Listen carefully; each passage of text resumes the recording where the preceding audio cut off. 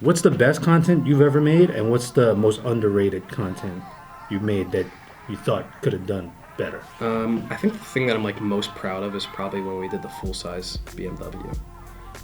So we had the Supreme did the Hot Wheel BMW release. I forget exactly what year it was, but it was a BMW M3. And so there were like days leading up to the event. I'm on the phone with people like, yo, you got that M3? The guy's like, yeah, I got it. I kept hitting him up like, hoping he's gonna come through. Some guy was gonna drive from like Connecticut to bring me his car for this whole thing. And then he texts me the night before and he sends me a picture of his car got in an accident. I'm just like, oh no. Like this whole time I was like so stoked for this. Okay. It's just like, man, he's like, but you know, like whatever, like M3 people, big community, like I'll ask around. I had another friend that's like, oh, I know a guy that has an M3.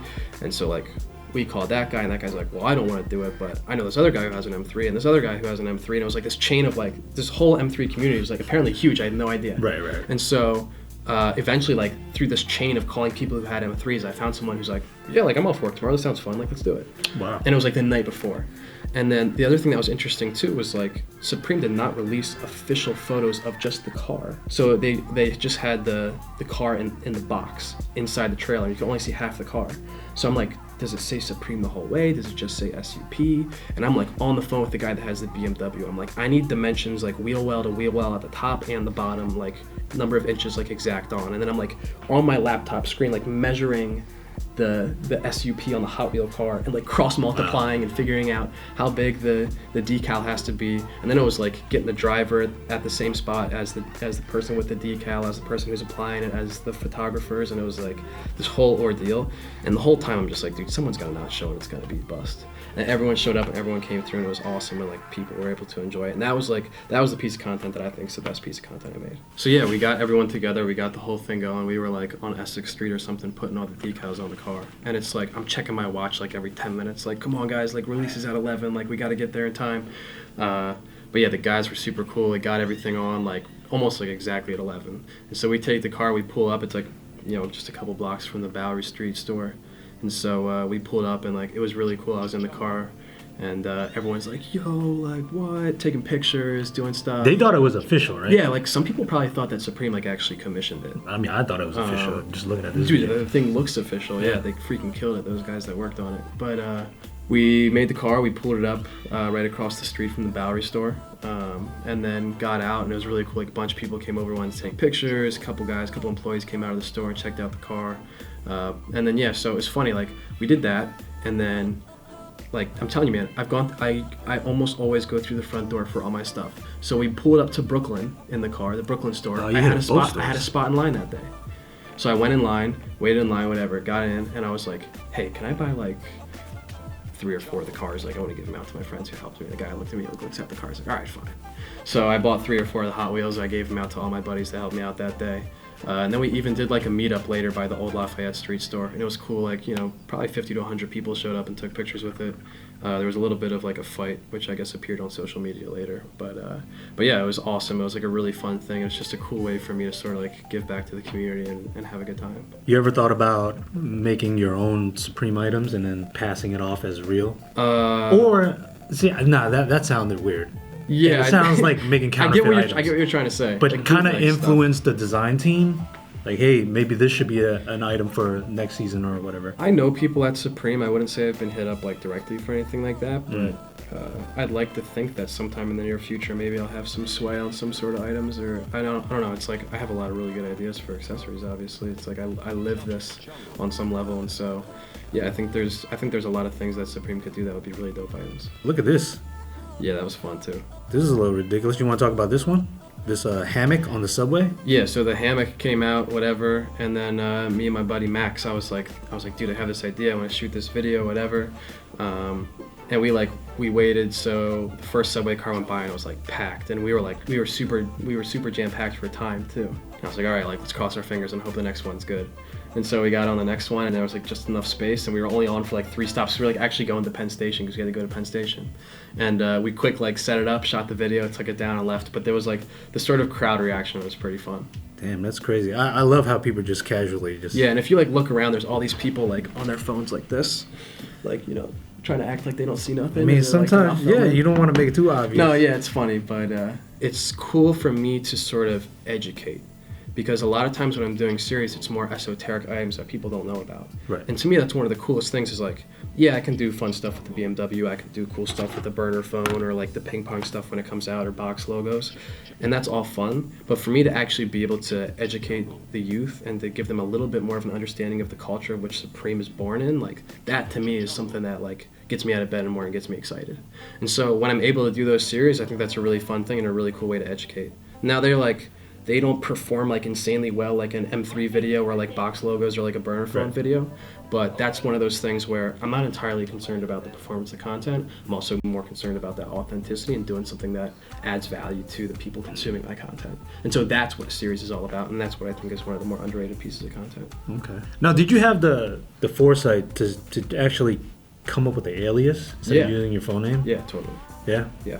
And so that was like, I never had an Instagram under my full name, like my real name. From the jump when I started this account, it was under that fake name. My old username was Big Gucci Supreme. That's like a long story.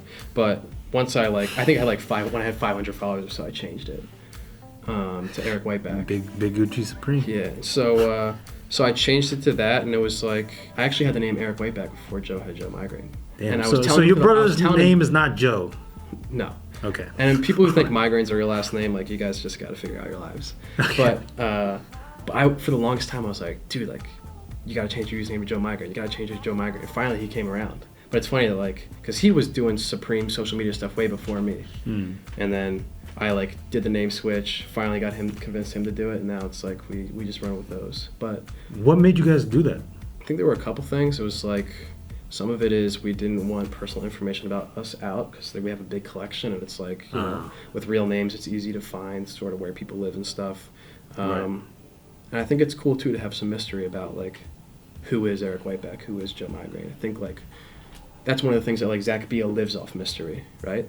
Right. And so to have that little bit of flair to people Google your name and, like, there's not a lot out there, I think it's just another interesting thing where people are more intrigued by your personal brand. Who do you think has the biggest Supreme collection in the world?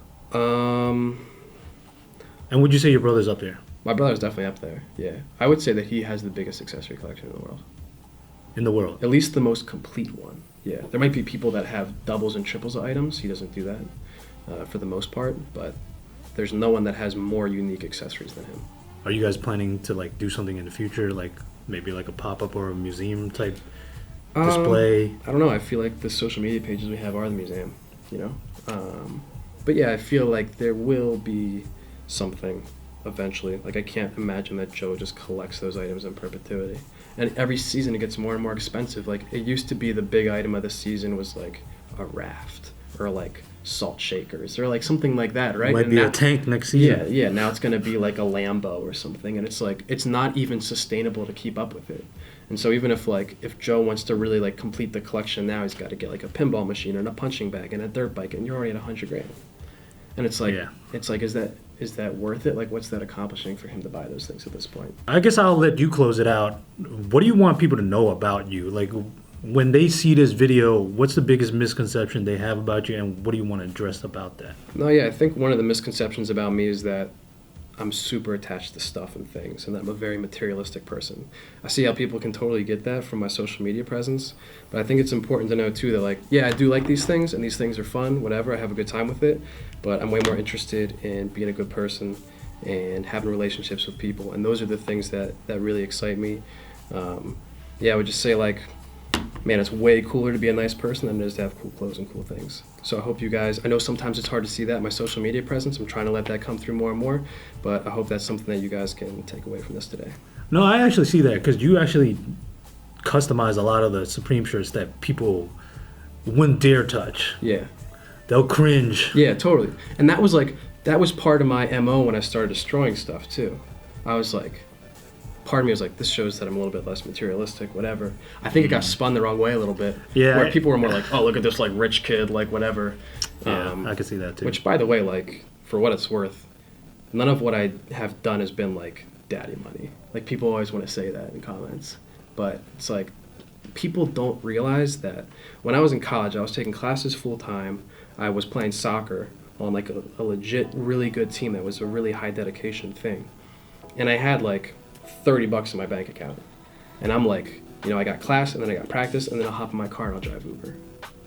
Oh, that's what you got for income? Yeah, Uber that was driver? what I was doing for some income. And then, you know, and then I'd have my money that I used to drive Uber, and I would go to, and I couldn't even get people to take photos. Like, I couldn't go places for photo shoots because like, I got school and soccer too. Yeah. So what I would do is I would go to Walmart and I would buy big like rolls of felt or like different like backdrops. And if you go on my page, like there's photos that I can show you that are like, all right, I went to Walmart, I bought checkered felt, I tacked it up on my bulletin board in my hallway, I had my fit that I bought from all my Uber money, and then I grabbed one of my friends out of his dorm room and be like, all right, I need 30 seconds to take a photo of me.